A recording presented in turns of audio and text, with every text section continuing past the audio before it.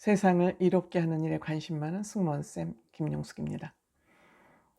손석기 대표가 청와대에 대담을 하러 들어서자 청와대를 쭉 설명을 하더군요. 문재인 대통령이. 그 청와대 중앙계단에 빨간 카펫이 깔린 곳으로 올라가면 거기 대한민국 전 한반도 지도가 걸려 있어서 그에 대한 그림 설명을 하고, 또 대통령 집무실, 메인 집무실이죠. 메인 집무실 너무너무 넓더군요. 쓸데없는 공간이 너무 넓어서 사용도 하지 않고 여민관에 또 다른 집무실이 있다고 그것을 소개를 하고, 또 외국 정상이 오면 정상회담을 하는 장소, 또 수석 확대 회의를 하는 그런 장소, 또 베란다로 나가니까 광화문이 쫙 내려다 보이는 그러한 베란다까지 쭉 청와대 구조를 설명을 안내를 했습니다. 그리고 나서 여민관에 있는 대통령 제2집무실에서 대담이 시작됐습니다. 무슨 질문을 했고 대답을 어떻게 동문서답을 했는지 지금부터 그 내용을 구체적으로 좀 살펴보도록 하겠습니다. 시청하시기 전에 빨간 구독 버튼, 좋아요, 알림 버튼 꼭 눌러주시면 대단히 감사하겠습니다. 고맙습니다. 손석기 대표가 문재인 대통령을 만난 것은 5년 만이라 그럽니다. 당선 직전에 토론, 대통령 후보자 토론에서 받고, 당선된 다음에 광화문 광장에서 받고, 이번에 퇴임을 앞둔 시점에서 대담이 이루어졌습니다. 녹화가 된 날짜는 2022년 4월 14일 날 녹화가 됐습니다. 첫 번째 질문이 당선 후에 평등, 공정, 정의로울 것이다라는 그런 가치, 공약의 핵심 가치였는데 지켜졌다고 생각하냐? 어떻게 생각하냐? 그러니까 아쉬움도 있지만 다 사람들마다 평가가 다를 것이다. 물론 국민이 주인이 되고 나라다운 나라, 국민이 통합하고 나라다운 나라를 했다고 그랬는데 사람마다 평가는 다를 것이다.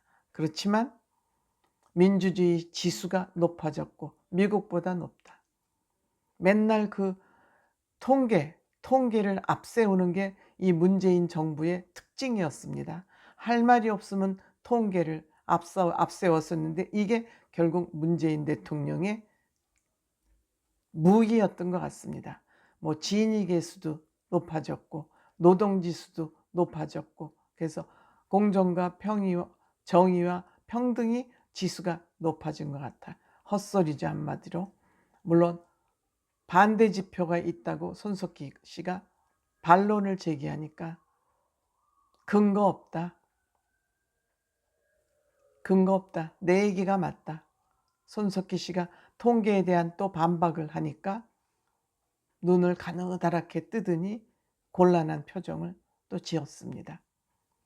손석희 씨가 이 부분에는 계속 반론을 제기하더군요. 그 다음에 최저임금을 때문에 자영업자들이, 소상공인이나 자영업자들이 어려움을 겪지 않았냐 하니까 코로나 핑계를 댑니다. 코로나 핑계를 대요. 그리고 그때 최저임금은 모든 후보들의 공약이었다. 그런데 내가 대통령이 되면서 이렇게 그것이 문제가 됐다. 그러니까 부작용이 있을 거라는 예상은 못했느냐? 숨고르기 과정이다. 이게 부작용이라고 볼 수 없다. 이렇게 또 변명을 하고 또 지나갔습니다. 그 다음에 부동산 문제, 가격 상승을 어떻게 생각하느냐? 그러니까 전 세계적인 현상이래요. 한국이 부동산 그 가격이 오른 게 제일 적게 올랐대요. 그리고 코로나 핑계를 또 다 댑니다. 그러니까 손석희 씨가 외국과 우리나라는 다르다. 우리나라는 부동산 자산이 월등히 많기 때문에 OECD 통계를 가지고 그 가격이 많이 오르지 않았다는 것은 설득력이 없다. 그러니까 손석희 계속 그럼에도 우기니까 손석희 씨가 이 지점에서 굉장히 당혹스러워합니다. 변명에 당혹스러워합니다. 그 다음에 자산격차, 상대적 박탈감, 이거는 또 정권 말이 되면서 지금 부동산이 하락세가 되고 안정세가 지금 진행되고 있다. 그러니까 그것도 또 자화자찬이죠. 그 다음에 주택 공급을 늘리기보다는 세금으로 주택 가격을 잡는 것이 잘못된 것 같은데 어떻게 된 거냐. 그러니까 물량 공급이 역대 정부보다 적지 않았대요. 공급이 오히려 많았대요.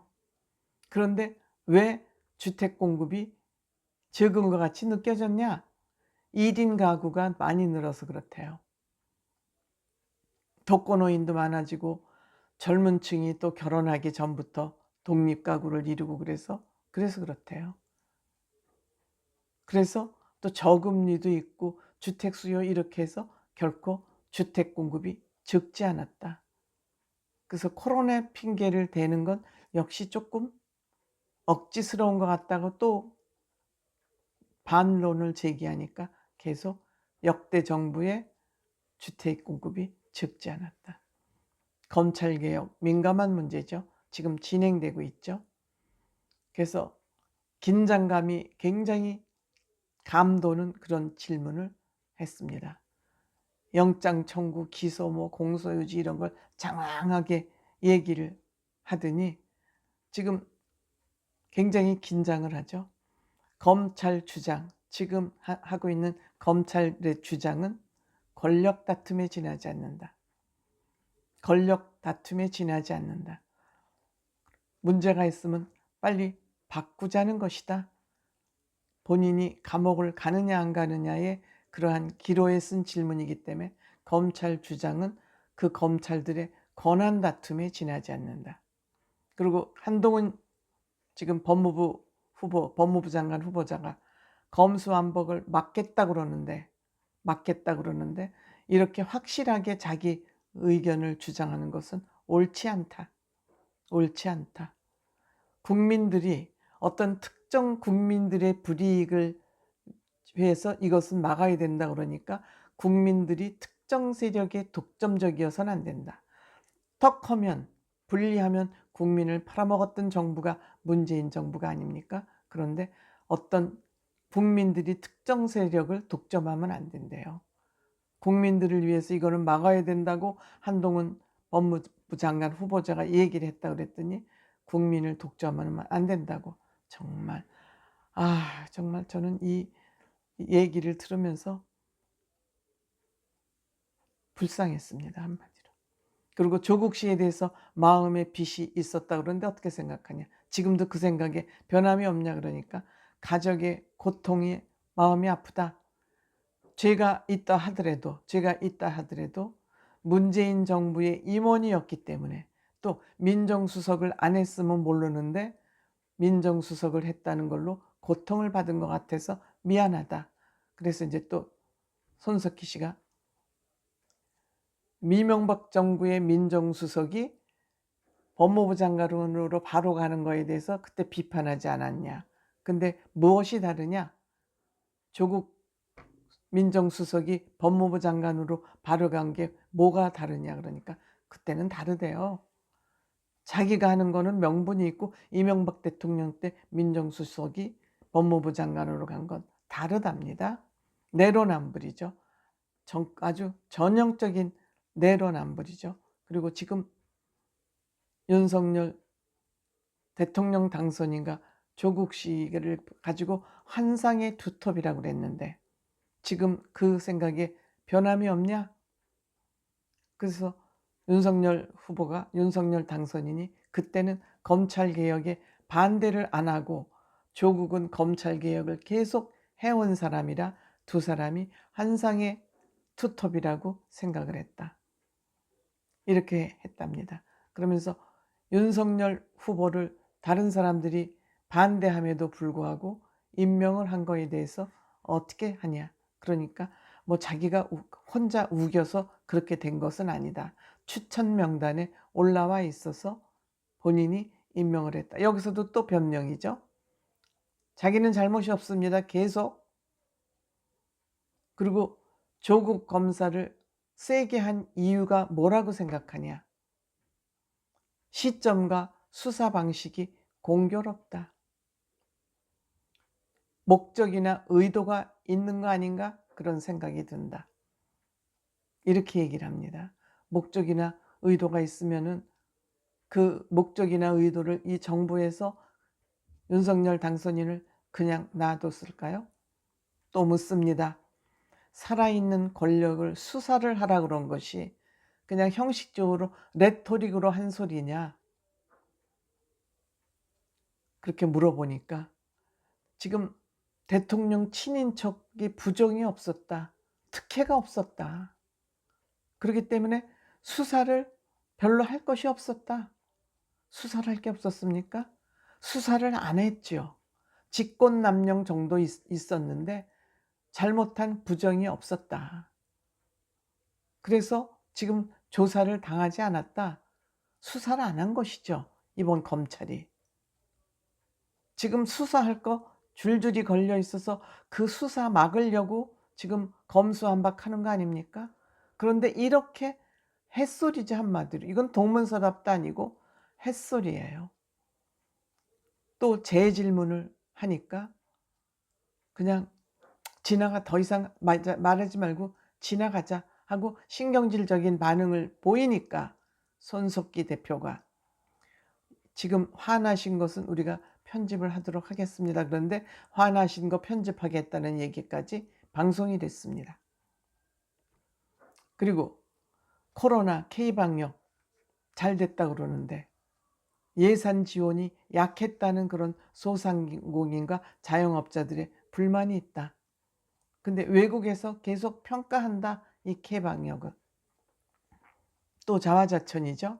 그 다음에 대선 패배 요인은 뭐라고 생각하냐. 아주 여기가 동문서답의 하이라이트입니다. 나는 링 위에 올라간 적이 없어서 내가 왜 정권교체의 대상이 되는지 억울하다. 나는 링 위에 올라간 적이 없다. 정권교체 때문에 지금 민주당이 정권교체를 당한 거 아니냐니까. 외국에서는 뭐 대통령들도 그냥 본인이 뭐 주인공이 되기도 하고 그러면서 선거운동도 조금씩 돕고 그러는데 그걸 못한다. 지금 현행법에서 노무현 대통령이 왜 탄핵당했었습니까? 탄핵당할 때 본인이 거기 민정수석이지 않았습니까? 그런데 법률적으로 대통령은 중립을 지키로 되어 있었는데 본인이 선거운동을 좀 했으면 정권교체가 안 될 수도 있었는데 본인은 꼼짝을 할 수가 없었다. 그래서 손석희 씨가 그거는 법이 아닙니까? 법이 아닙니까? 그러니까 그렇지 않대요. 또 여기서 김대중 대통령까지 들먹이면서 완전히 뭐가 룰인지 뭐가 법인지도 모르고 있는 것 같아요. 법에 대한 무지렁이 같아요. 변호사. 율사 아닙니까? 완전히 내 맘대로 고무줄법 대통령이라는 사실이 또 여기에 올라 있어요. 그러면서 무슨 4년 중인지 아주 여기가 아주 그냥 동문서답의 하이라이트를 이루는 부분입니다. 정권 교체가 된 건 본인 때문이 아니고 본인은 링 위에 올라가 보지도 못하고 본인이 나서서 선거를 도울 수 있었다면 선거에 안 졌대요. 기가 막히고 코가 막힐 노릇입니다. 그래서 정권 교체가 억울하냐 물어보니까 프레임이다. 프레임 때문에 졌대요. 나는 죽어도 책임이 없다는 거예요.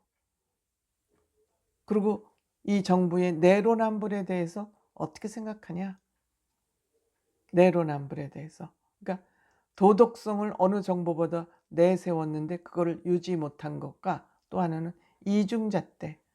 저쪽 편가르기에 여기서 아주 결정적인 편가르기 단어를 씁니다. 저쪽 문제는 가볍고 이쪽 문제는 부각시키는 그런 프레임 때문에 문재인 정부가 비판받았다. 국민들로부터. 이거 완전히 국민을 바보로 보는 거죠. 그리고 네 편 내 편을 완전하게 가르는 거죠. 인사원칙 5원칙을 정해놓고도 지키지 않지 않았느냐. 또 이제 이렇게 물어보니까 그건 검증이 실패한 게 아니다. 도덕성 기준 잣대가 바뀌었기 옛날하고 달랐기 때문이다. 그리고 청와대에 검증 인원이 적다. 이것도 검증 인원이 적다는 또 남 탓을 또 하는 거야 여기서. 부도덕적이면은 괜찮고 실력 있으면 오케이. 망신주기식 인사청문회를 했다 이거죠. 그럼 부도덕하고 능력 있는 사람 뽑았다 하면 이 정부에 능력 있는 강요가 누가 있었습니까? 있었습니까? 아, 정말 저는 이 얘기를 들으면서 야, 그리고 윤석열 대표에 대한 지금의 생각이 어떠냐? 아이러니하대요. 뭐가 아이러니한지 모르겠어요. 뭐가 아이러니한지 모르겠어요. 그리고 대통령 최재형 감사원장이랑 또 윤석열 후보가 타당에 가서 대통령으로 당선된 거에 대해서 어떻게 생각하냐. 그러니까 우리가 통합 정신을 가지고 있는데 상대 당이면 어떻고 뭐 그럴 수도 있지 않냐? 이렇게 얘기를 합니다. 이 얘기를 다 들으면서 정말 내로남불의 괴수 맞다. 내로남불의 괴수, 남 탓, 동문서답, 본인이 뭘 잘못하고 있는지도 모르는 무식의 극치를 보여주는 그러한 대담이었다. 이렇게밖에 어떻게 더 이상 평가할 내용조차도 없다. 고만두는 마당에서도 결국 국민들에게 비웃음거리만 되고 말았다. 저는 이런 생각이 들었습니다. 고맙습니다.